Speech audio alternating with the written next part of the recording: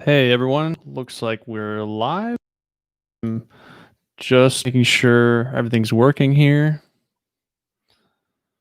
Somebody drop something in the chat and make sure we're live so you guys can hear me. So I can make sure you guys can hear me.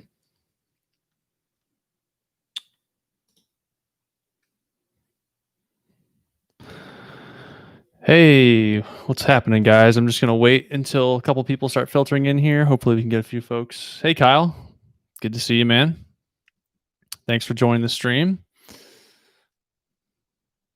Can you hear me all right?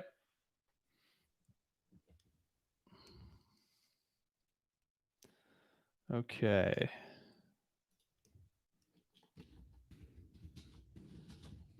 Cool. All right. Well, we got 3 people in here. I'm not going to wait too much longer because I know the live stream will be recorded at the end and shown on my channel, so we can watch this afterwards.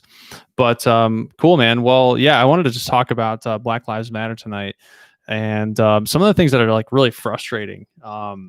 It's incredibly frustrating to watch some of the stuff going on around the world, of course, as you guys are aware.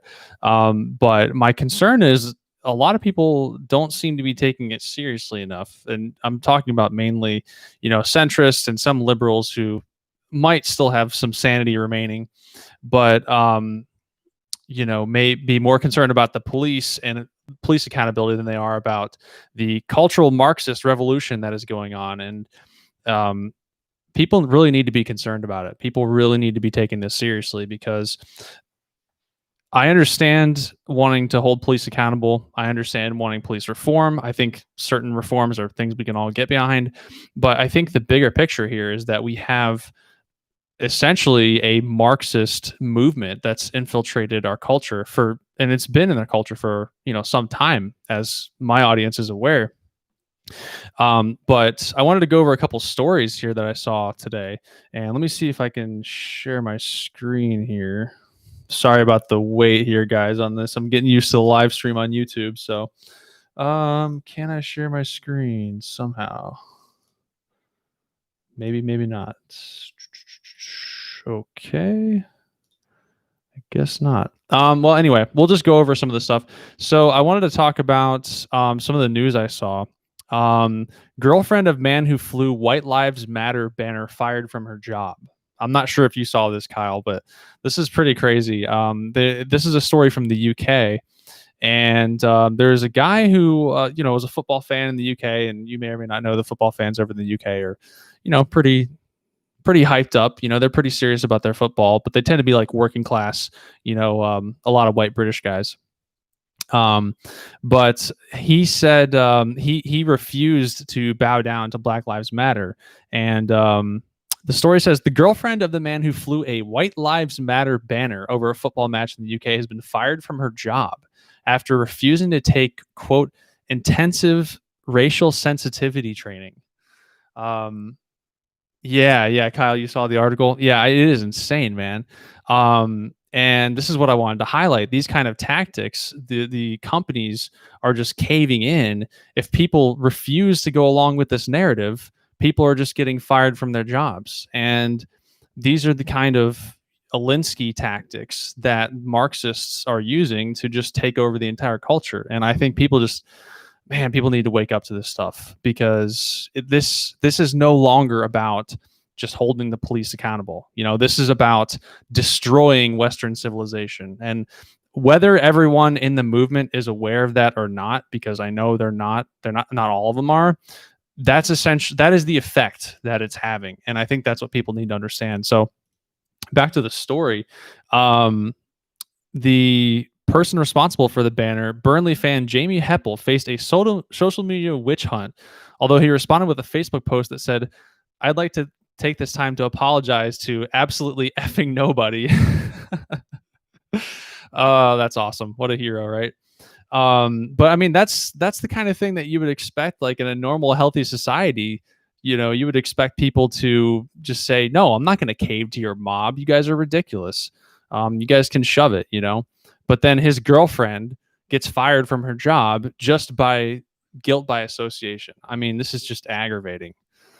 It's just aggravating, man. If today you can be fired for something a spouse says, what can they do next week? Exactly. Exactly. That's the point. And this cannot go on for much longer. I mean, I know cancel culture has been a thing for some years now. This isn't like super new, but the degree to which they're really turning up the heat is what I'm trying to say. And this cannot go on forever, man. And I wish people would understand that this is stuff that, if you study like the Russian Revolution and Soviet tactics and what they did during their cultural revolutions. I mean, lying about everything, snitching on each other to the government. I mean, this is the same kind of thing. I mean, it's people really need to understand what's happening here.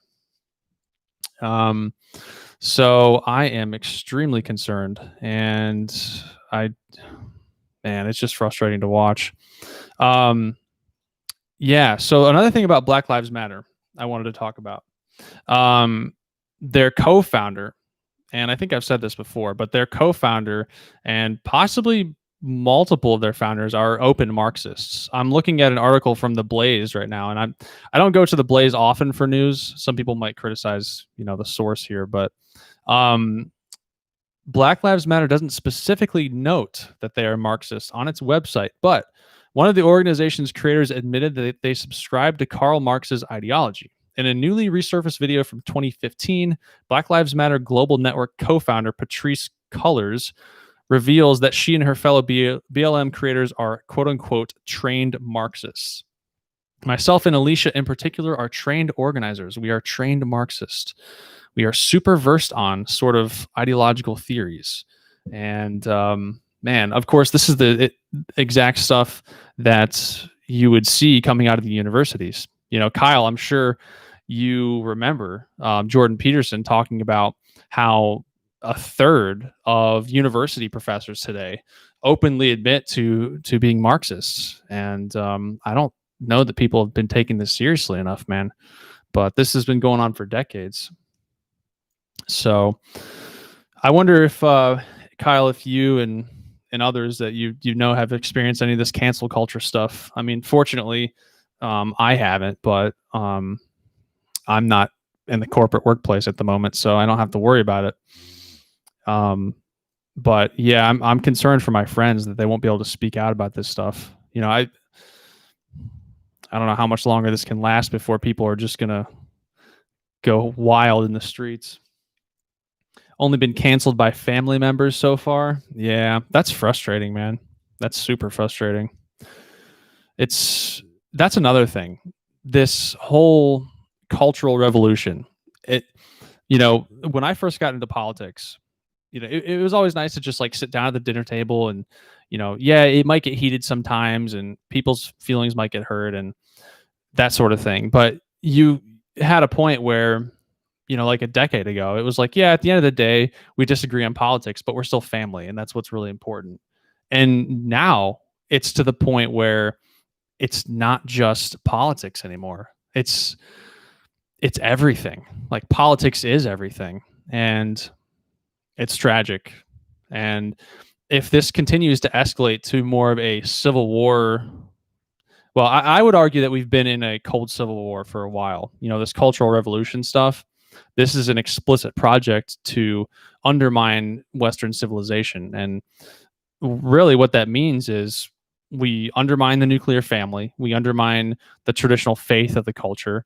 We undermine its history. We undermine its ethnic identity, because that's an explicit part of this now, is telling white people that, well, of course, we haven't been allowed basically to have an open, racial identity, at least in America, for a long time. But this is something that's, been a pattern in the Western world for decades now, basically ever since post World War II, ever since Hitler and the Nazis came around, and at least what they taught us about that in school, which I've been digging further into, like re-examining that history recently.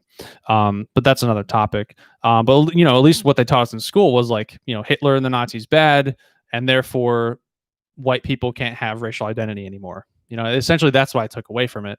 And I always say that, it is important for us to treat each other as individuals, and if you are going to have a multiracial society, You do need to be able to not let race dictate everything. There is a really good point about what the individualists have, what classical liberals have, where they talk about it's unfair for someone to just be purely characterized by their race, and there is a real danger in people um, using their race as the foundation for everything, because it's not everything. But slowly, I've been finding out how much white people, particularly of Western European descent, the people who built America and the Western world, are under attack just for our race.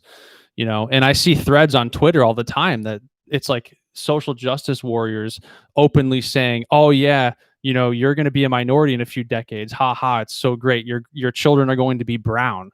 And when you see stuff like that, man, it really just, it's alarming, because it's no longer about just changing the culture, making the culture more compassionate, because that's really how they sell it. That's how they sell this whole revolution is, oh, we're just trying to be compassionate. We're looking out for minorities. We're making sure they're not oppressed. We want to tackle the problems that they have in their communities. And I'm all for, trying to help people with their problems. And I'm not denying that Black people don't have specific issues in their communities, because they do, just like anybody. And those problems need to be addressed. And that's some of the stuff that I talk about in my videos. Like, fatherlessness is probably where you should start if you actually want to tackle issues in the Black community. I mean, if you got dads back in the home, that would really reduce criminality by a ton. We already know scientifically, like if you read books like The Boy Crisis by Warren Farrell, which I highly recommend, by the way, we know scientifically that fatherlessness is associated with all sorts of bad outcomes for children. So if you solve that problem, that would go a long way. But I mean, you guys know this. None of these people are interested in solving that problem. They're just interested, in basically tearing down white people and Western civilization. It's appalling, and it has to stop. And the people who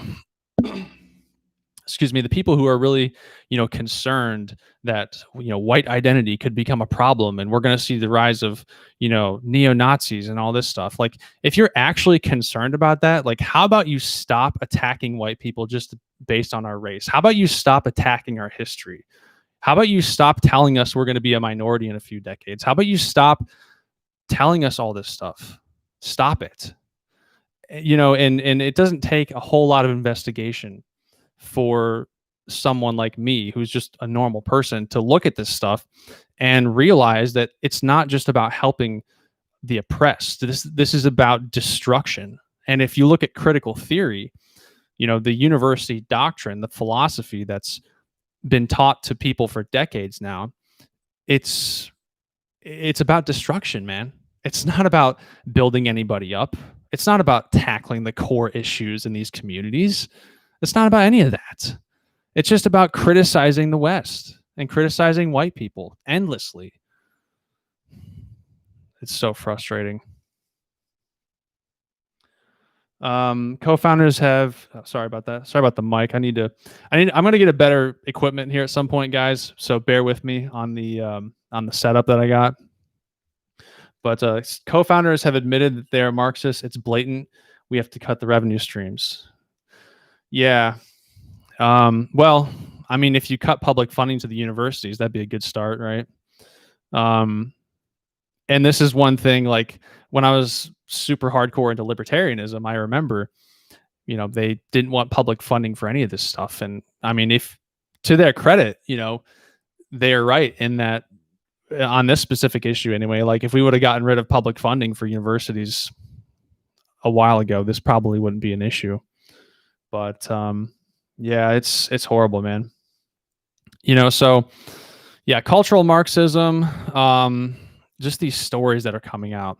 Yeah, and one of the things I want to tell people about is, like, I was never somebody who was, super into, oh yeah, I'm white and that's an awesome thing. Like, it's only since this cultural revolution stuff, since all these news articles I've been seeing about, white people being under attack. I mean, in the UK, there and at one of the Black Lives Matter protests there recently, there were, if I'm not mistaken, a few white English dudes who were stabbed to death.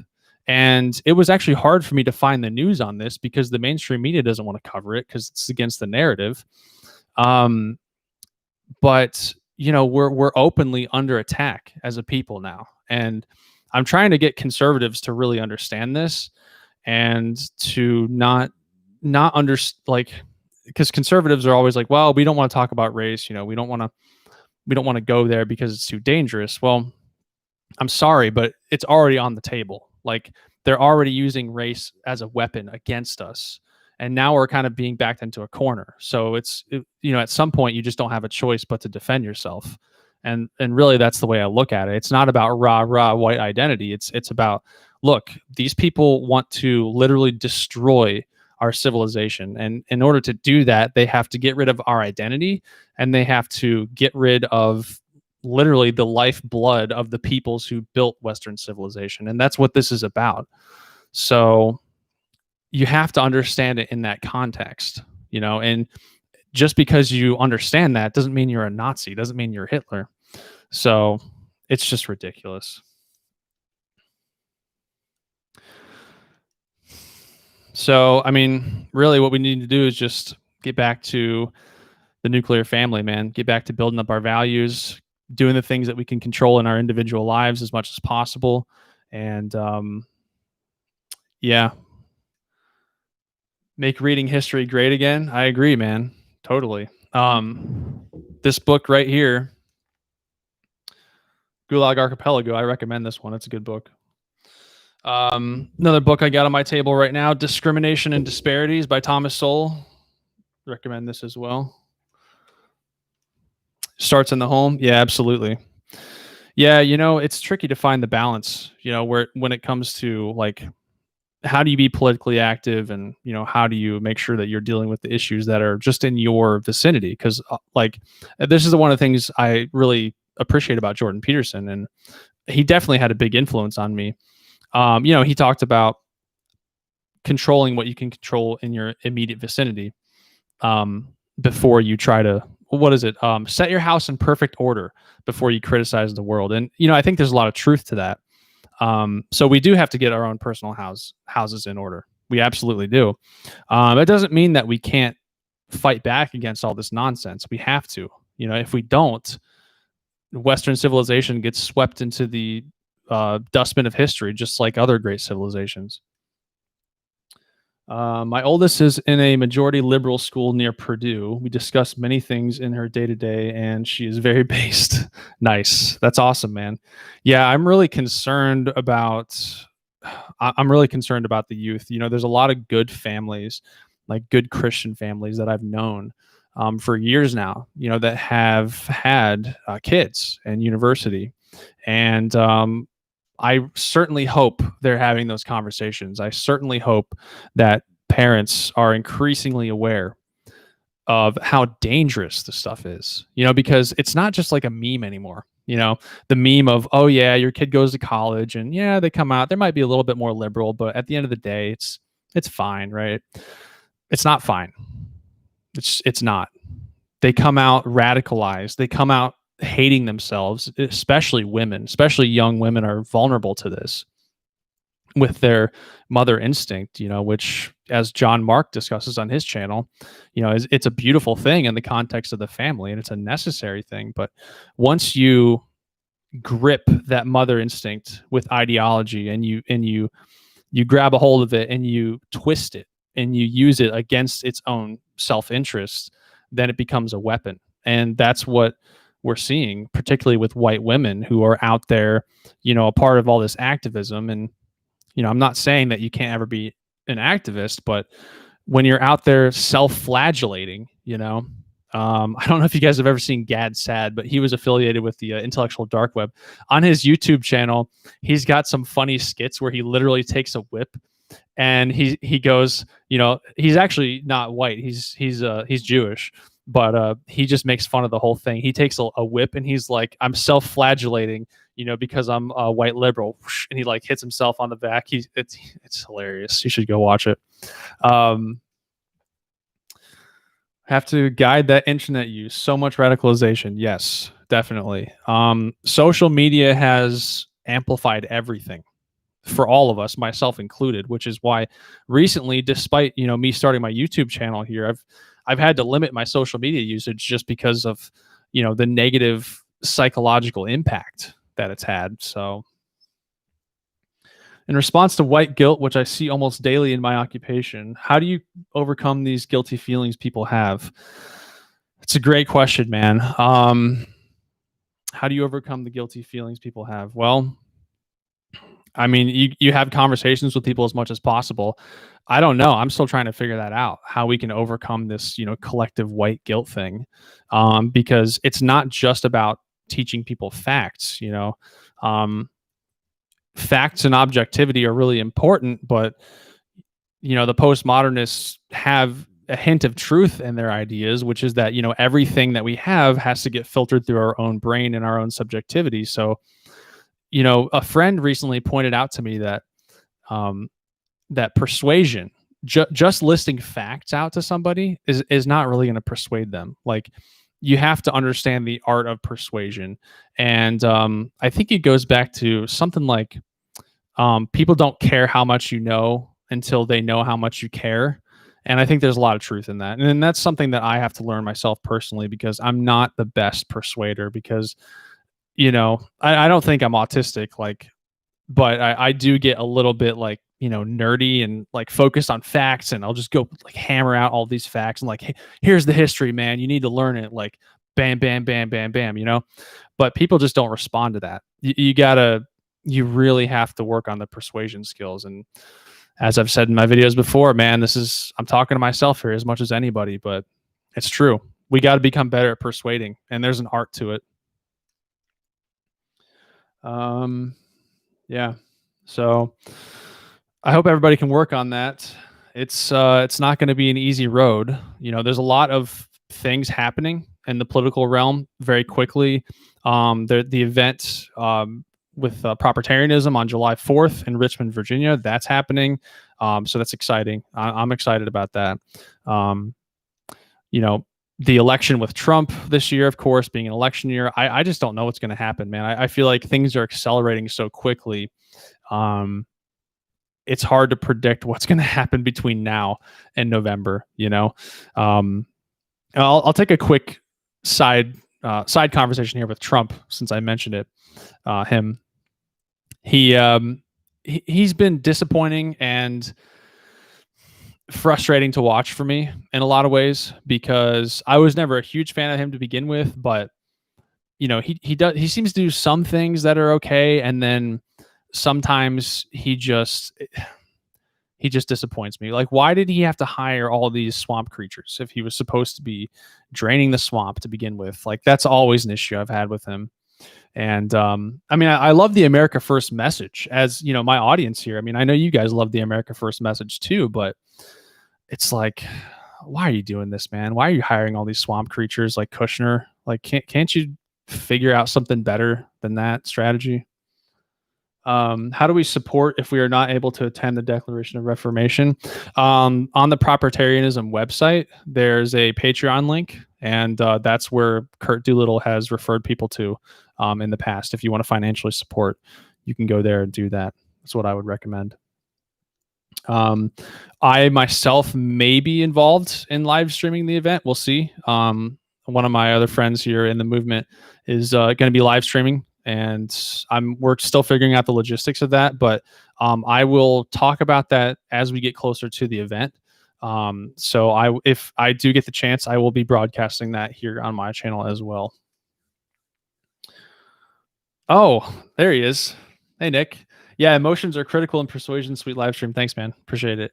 Yeah. So hopefully we can execute that live stream. And you're absolutely right. The emotions are a critical piece of persuasion. I've been drawn to history and to politics and the study of civilization and everything, because I love it, and I love the story. And I love reading about the facts and understanding things. But it's interesting you mentioned that, because the emotion part, because when you're reading history, it's not, and this is one of the things the schools really lost me on when I was a kid. Like when I was learning history, you know, in school, I wasn't so excited about it. Like the World War II history was kind of cool because I played all these awesome video games, all these World War II video games when I was a kid. I still game now and then, but the World War II games were awesome, man. Like Medal of Honor Allied Assault. I don't know if any of you guys have played that, but man, when I played that game, you were like on Omaha Beach doing the D-Day invasions, and it was epic. You know, playing that when I was 12 or 13 years old, it was like the coolest thing ever. And I was like blown away by it. And of course, the movies, you know, Saving Private Ryan and Band of Brothers, which I highly recommend, by the way. But, you know, all that stuff got me excited about history. And I was, especially World War II history, and I was just so fascinated by it. And it was just, you know, like I talked about heroism on my channel the other day, you know, it was the story of the hero brought to life in real history. And I think the schools really missed out on delivering that emotional, visceral experience for you. I mean, you know, sometimes you'll get a really good teacher and they're like a great orator, and, you know, they bring everything to you in a way that's exciting, and you can feel it, you know, and it can even bring you to tears perhaps. But when I was in school, I didn't really get excited about history because it was just like, okay, memorize this fact, memorize this fact, memorize this fact, and that's it. And that wasn't exciting. You know, that wasn't a story.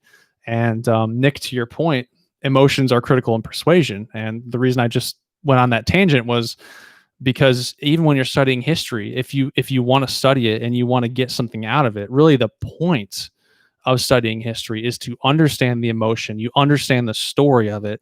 You understand the human connection. You're not just memorizing random facts. That's kind of pointless. So that's just something I took away from, you know, my own study of history. Like once you get immersed in the story and you understand how you personally connect to it, and how the world is shaped by it and what you can learn from it, that's what's important. That's why you study it, not to just like memorize random facts. So, well, running up on 27 minutes here, guys. This has been fun. That's really all I wanted to talk about. I hope you guys can make progress, and you're, you know, controlling everything you can around you. Like I said, be the heroic individual, but at the same time, understand that we are under attack as a collective, and it's time to realize that. You know, it's time for people to realize that. So stay strong, everybody out there. Look out for what happens on July 4th. It's going to be exciting. Really appreciate you guys tuning into the stream and dropping the comments in here. Really helps me out. I'm glad we got some interaction going, and I will see you guys around soon. Thanks for tuning in.